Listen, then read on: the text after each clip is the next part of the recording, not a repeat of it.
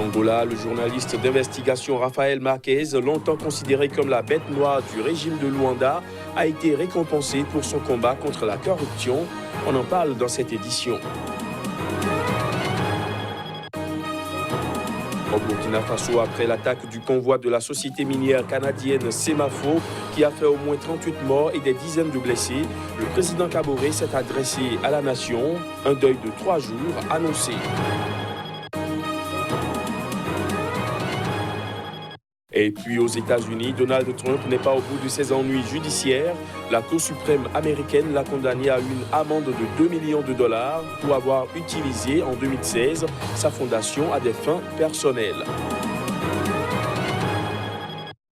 Voilà pour les titres. Bonsoir à tous. En Angola, le journaliste d'investigation Raphaël Marquez, longtemps considéré comme la bête noire du régime de Luanda, a été récompensé pour son combat contre la corruption, une récompense qu'il a reçue des mains du président angolais João Lourenço. Lors d'une cérémonie au palais présidentiel, Raphaël Marquez s'est vu décerner la médaille du mérite pour sa participation pertinente et décisive à l'effort de construction de l'Angola. Le journaliste d'investigation angolais, longtemps considéré comme la bête noire du régime de Luanda, a été récompensé ce jeudi des mains même du président João Lourenço pour son combat contre la corruption. Opposant de longue date, cette figure de la société civile a été poursuivie et condamnée plusieurs fois pour avoir dénoncé les turpitudes de l'ancien président José Eduardo dos Santos, qui a quitté le pouvoir en 2017 après 38 ans de règne. Son successeur João Lourenço a promis de débarrasser le pays de la corruption généralisée, reprochée au régime de l'ancien chef de l'État et ses proches. Il a ainsi évincé la fille de son prédécesseur Isabel dos Santos de la tête de la Société nationale de pétrole. Le procès de son demi-frère José Filomeno dos Santos, ex-patron du Fonds souverain du pays pour détournement de fonds publics, est attendu dans les semaines qui viennent. Selon des proches du président angolais João Lourenço, la récompense attribuée à Raphaël Marquez doit être considérée comme la manière différente dont le chef de l'État mène sa gestion, clairement marquée par son engagement pour un Angola fait pour tous et avec tous. Le Premier ministre tunisien Youssef Chahed a été reçu jeudi à Alger par le président par intérim Abdelkader Ben Salah. Il lui a remis une lettre du chef de l'État tunisien Kaïs Saïed en vue d'une prochaine visite de celui-ci en Algérie. Les détails. Le président Saïed se rendra en Algérie dans les prochaines semaines, a déclaré Youssef Chahed à la télévision nationale algérienne à la sortie d'une entrevue avec le président Ben Salah, à laquelle assistait aussi le Premier ministre algérien Noureddine Bedoui et le chef de la diplomatie algérienne, Sabri Boukadoum. C'est une réunion importante dans laquelle nous avons insisté sur l'importance de la nécessité de poursuivre les travaux communs sur les défis communs auxquels sont confrontés l'Algérie et la Tunisie, tels que les problèmes de sécurité. La coordination entre les forces de sécurité tunisiennes et algériennes est quotidienne. La coopération est également économique. Les dirigeants algériens n'ont pas fait de déclaration. La Tunisie a été confrontée après sa révolution en 2011 à un essor de la mouvance djihadiste, responsable d'assassinats et d'attentats. Même si la situation sécuritaire s'est nettement améliorée, le pays reste sous état d'urgence depuis un attentat suicide à Tunis en novembre 2015. L'Algérie a de son côté connu une décennie de sanglante guerre civile, opposant l'armée à une guérilla islamiste qui a fait officiellement 200 000 morts, dont de très nombreux civils. Universitaire novice dans l'exercice du pouvoir, Kaïs Saïed a été élu président le 14 octobre dernier, succédant à Béji Caïd Essebsi, décédé en juillet à 92 ans. Le gouvernement de Chahed, qui a terminé à la 5e place à la présidentielle et dont le parti a été défait aux législatives de septembre, gère les affaires courantes en attendant la formation d'une nouvelle équipe. Le parti d'inspiration islamiste Ennahda, qui a remporté 52 des 217 sièges d'un parlement morcelé, a entamé des négociations en vue de la formation d'un gouvernement.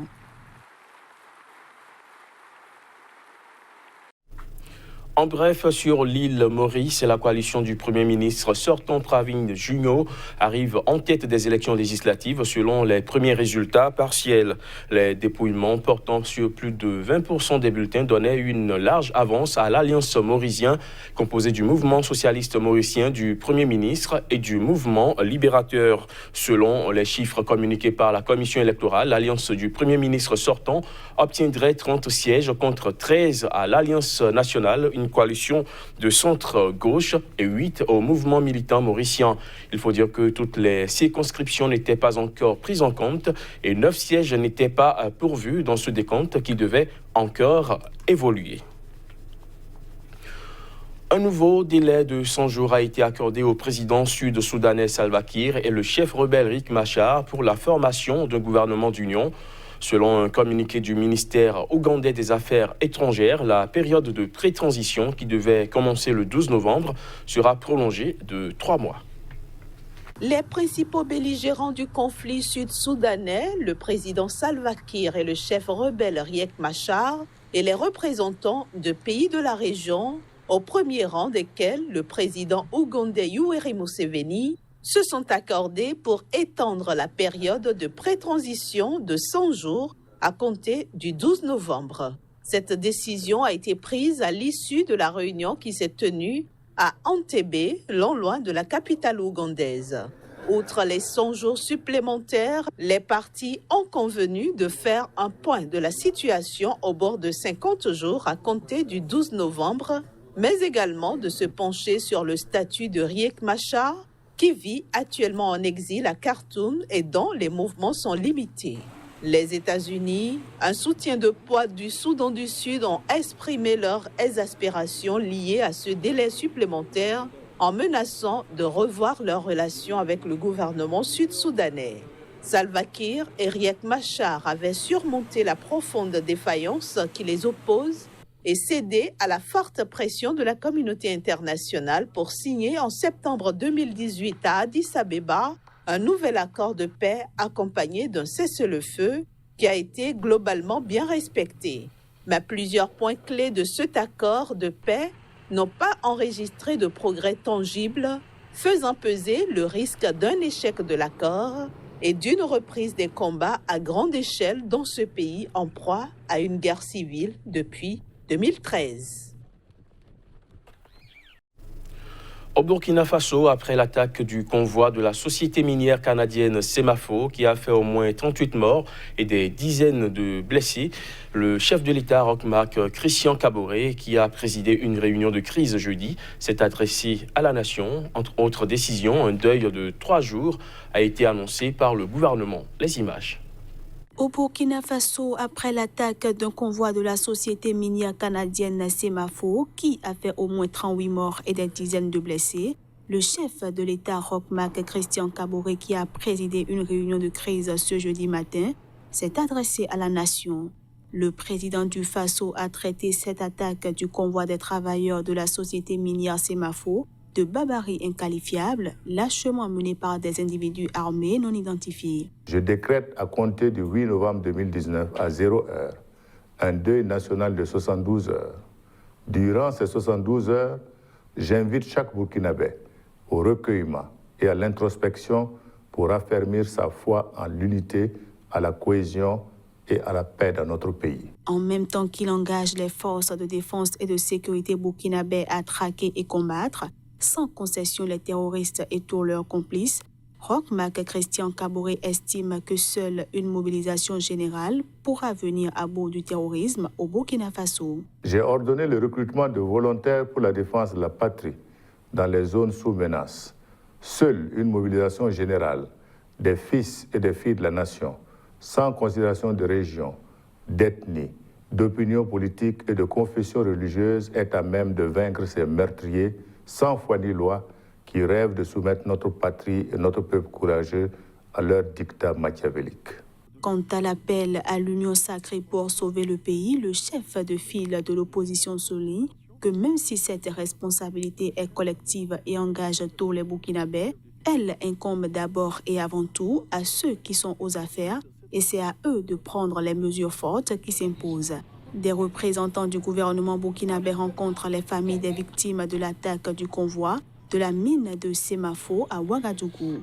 Des familles visiblement très amères.